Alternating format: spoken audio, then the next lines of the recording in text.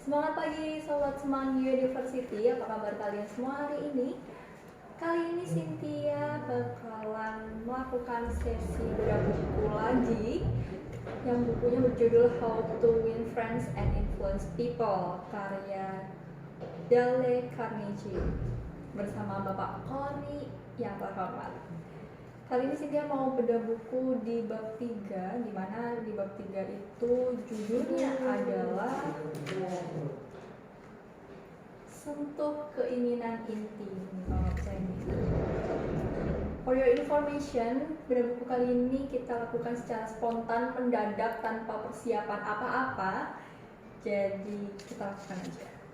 Jadi disentuh keinginan inti ini Pak Cory, membahas tentang bagaimana kita mempengaruhi orang lain dengan cara yang lembut, seperti itu. Ada contoh ceritanya di mana ada bapak-bapak kaya raya, ya, seorang yang berpendidikan, yang punya banyak uang, yang punya pembantu yang banyak, namanya Pak Emerson. Nah, Pak Emerson ini punya peliharaan ternak gitulah ya kita sebutnya, ternak kambing. Nah, Bapak Emerson ini karena dia orang yang kaya, biasanya orang kaya itu sibuk ya teman-teman. Dia selalu keluar rumah dan menyuruh pembantunya untuk mengurus ternaknya. Jadi bukan Bapak Emerson yang mengurus ternak kambingnya. Suatu ketika Bapak Emerson ini ada di rumah dan mau mencoba untuk bermain dengan kambing-kambingnya, menyuruh kambing-kambingnya makan atau dan sebagainya. Ternyata Bapak Emerson ini mengalami kesulitan dan tidak bisa mempengaruhi kambing ini untuk melakukan apa yang Bapak Emerson mau.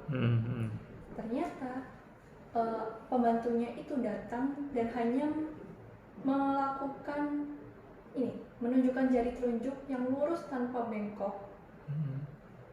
Hanya dengan perlakuan yang seperti itu, yang sesederhana itu, kambing-kambingnya nurut sama si pembantunya.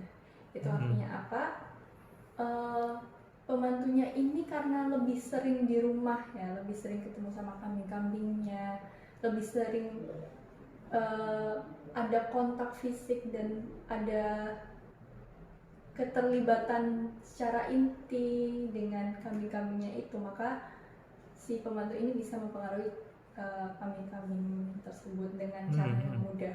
Sedangkan Bapak Emerson yang meskipun dia terpelajar, berpendidikan tinggi, orang yang kaya raya, itu nggak mempengaruhi kambing-kambing itu untuk bisa dengan mudah mengikuti apa yang Bapak Emerson mau, seperti itu.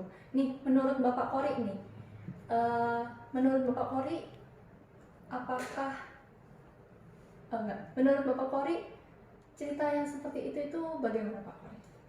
Ya, jadi memang ada, kalau misalkan di buku itu juga disampaikan, jadi jika kita ingin orang lain suka dengan kita, sebenarnya kuncinya adalah di diri kita, karena ada yang namanya lingkar pengaruh ya. Lingkar pengaruh itu kita tidak bisa merubah orang lain, yang kita bisa rubah adalah apa yang ada di diri kita sendiri. Nah, karena kita tidak bisa merubah orang lain, berarti yang bisa kita rubah adalah cara pandang kita terhadap orang lain. Betul. Itu. Jadi itu yang disebut lingkar pengaruh. Nah, kalau contoh di tadi ya, di pembantu dan ternak mereka, itu karena memang dari pembantunya sendiri sudah ada ikatan secara emosional dengan ternak tadi. Betul. Bukan hanya itu, kalau misalkan Mbak Cynthia pernah lihat pasti ada misalkan kalau di sirkus bahkan singa pun bisa dilatih, kayak contoh seperti itu, padahal singa itu kurang buas seperti apa. Buas banget. Iya, itu tadi baru kambing misalkan. Ya oke lah, kalau misalkan ini masih bisa, tapi kalau singa terus apalagi banyak banget di luar sana, gajah kayak gitu. Itu saja bisa dilatih gitu, karena memang butuh itu tadi intensitas intuisi. Iya, jadi untuk menyentuh atau misalkan membuat orang lain melakukan apa yang kita inginkan, itu memang harus kita dekat dulu gitu loh. Nggak bisa serta-merta langsung, wah aku pengen ini tapi langsung bisa dong, nggak bisa. Nggak bisa. Jadi memang butuh waktu untuk pendekatan ya. Kita bilang kedekatan secara emosional. Itu juga sama. Itu juga berlaku dengan manusia. Oh, berlaku dengan manusia juga, Pak? Iya, karena sama juga dengan manusia. Jadi bagaimana cara kita bisa mempengaruhi orang lain? Kayak contoh, kalau kita dulu tahu Presiden pertama Indonesia, Bung Karno, Bapak Soekarno. iya kan? Dia hanya berdiri di atas mimbar menyampaikan sesuatu, orang sudah tergerak hatinya. Betul banget. Itu memang karena dia sudah punya semacam apa ya, karisma dan segala macam yang membuat orang itu akan minimal orang yang di apa namanya, misalkan audiens yang misal dia saat pidato dan segala macam itu sudah suka duluan dengan Bung Karno. Nggak mungkin dia benci terus mau melakukan apa yang dilakukan, nggak mungkin. Jadi memang harus suka dulu. Nah sama, kalau memang harus suka dulu, kita sendiri harus suka dengan orang itu. Kita harus mengawali dulu. Iya, karena yang namanya tadi kan sudah saya singgung, ada kedekatan emosional. Nah emosional itu menular. Kayak contoh nih, pernah nggak lihat, atau kalau nggak percaya misalkan besok deh datang ke kantor misalkan senyum, datang tiba-tiba senyum lagi, itu pasti yang tadinya misalkan teman kantor lagi murung pasti ikutan senyum. Itu emosional itu menular, iya, baik itu apa namanya positif maupun negatif. Nah sekarang kan kita tidak membicarakan yang negatif tapi membicarakan yang positif. Nah karena menular itu juga berlaku dengan apa namanya, rasa suka, itu kan juga emosional. Sama, itu juga saat kita merasa tadi bisa jadi pembantunya tadi ikhlas melakukan itu, misalkan merawat sepenuh hati. Kata orang misalkan apa yang dilakukan dengan hati akan kembali atau sampai ke hati. Kayak gitu. Nah itu juga benar-benar terjadi gitu loh. Jadi disentuh benar-benar hatinya. Katanya Ari Lasso kan, sentuhlah dia tepat di hatinya. Nah contohnya kayak gitu. Ada quotes dari Iya, itu memang benar-benar apa namanya, real di dunia nyata memang seperti itu. Kita harus menyentuh hati orang lain agar orang lain suka dulu, minimal suka ke kita.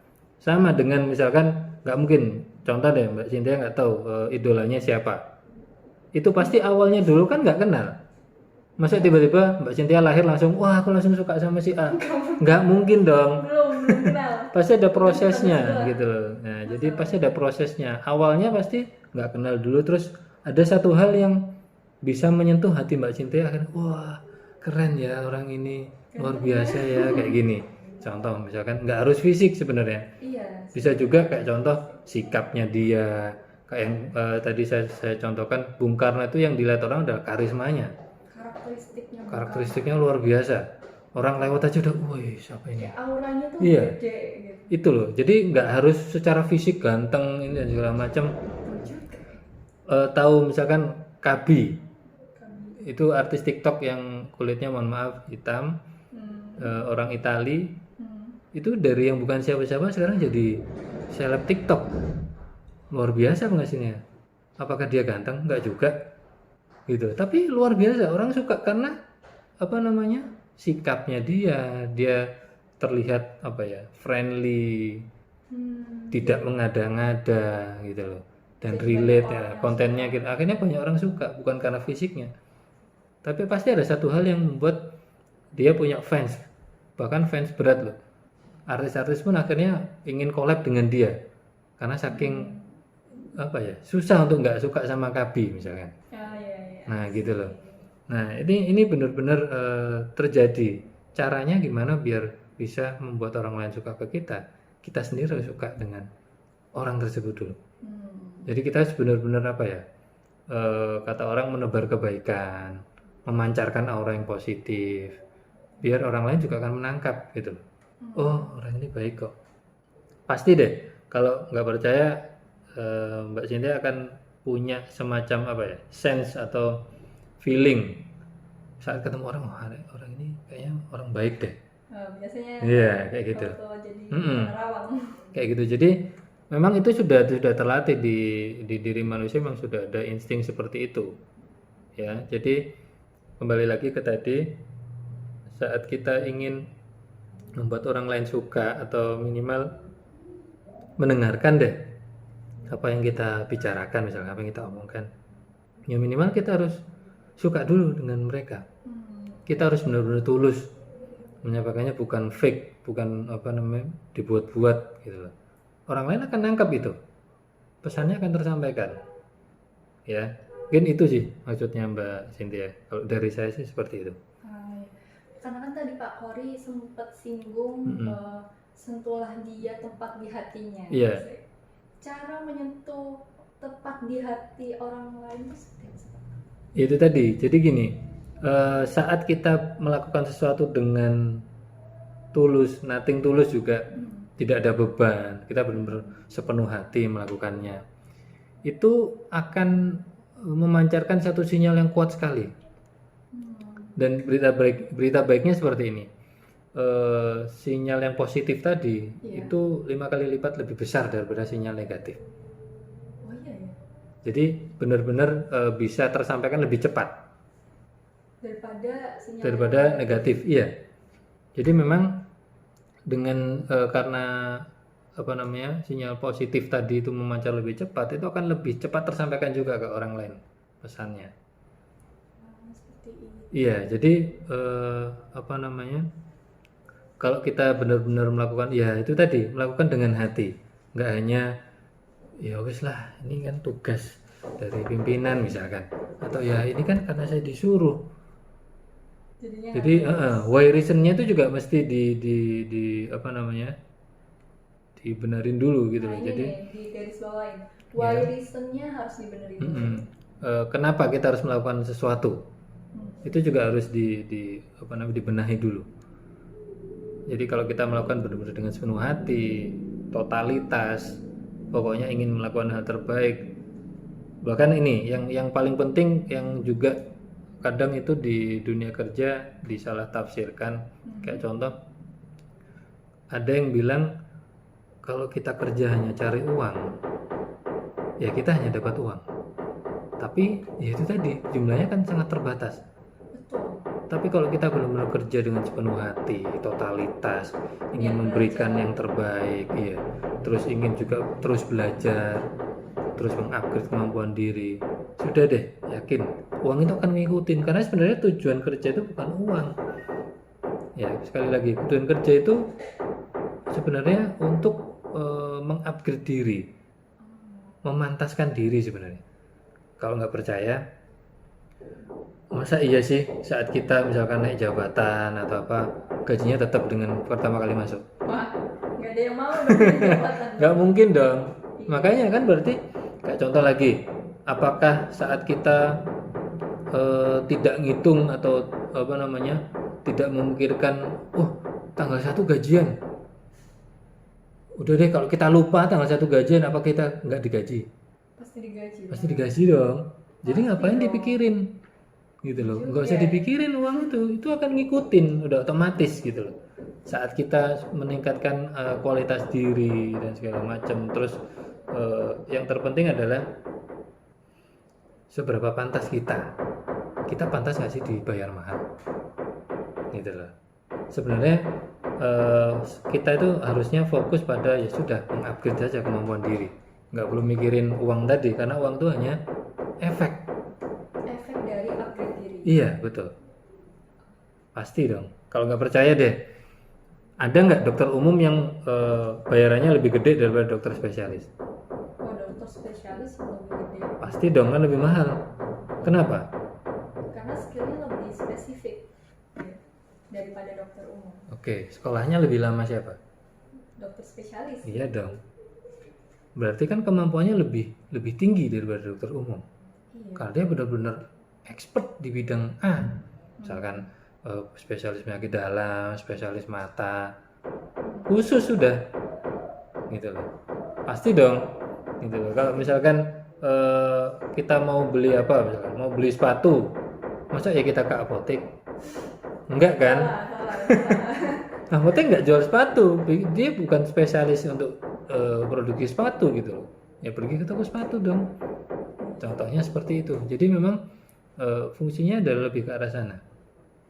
Ya, itu sih Mbak. Jadi kembali ke tadi cerita tadi sebenarnya menyampaikan satu pesan penting, yaitu tadi saat kita mau membuat orang lain suka kepada kita atau mendengarkan apa yang kita omongkan atau mau melakukan apa yang kita perintahkan, ya satu-satunya cara dari kita sendiri, memandang orang lain sebagai orang yang kita juga suka sama dia. Saya suka loh sama Anda, dalam artian tanda kutip ya, bukan suka tanda perasaan, tapi yang kita lihat bukan bukan hanya sisi negatif orang itu, yang kita lihat adalah sisi positifnya. Fokus ke sisi positif Iya, orang. sisi positif orang tersebut. Seburuk-buruknya orang, misalkan, ya mohon maaf, seburuk-buruknya penjahat, dia pasti punya sisi baik. Pasti. Gitu. Karena kita memang diciptakan awal dari kebaikan, dari cinta. Benar-benar awalnya dari sana, nggak mungkin. Gitu loh. Jadi sejajarnya orang pasti punya ini sisi baik kok. Nah, ingat itunya, ingat sisi baiknya. Ingat sisi baiknya, lupakan sisi negatifnya. Nah, nanti orang itu akan saat kita memberikan respect kepada orang akan ngasih respect balik kok. Karena respect itu bukan diminta ya, tapi diberi. Gitu loh.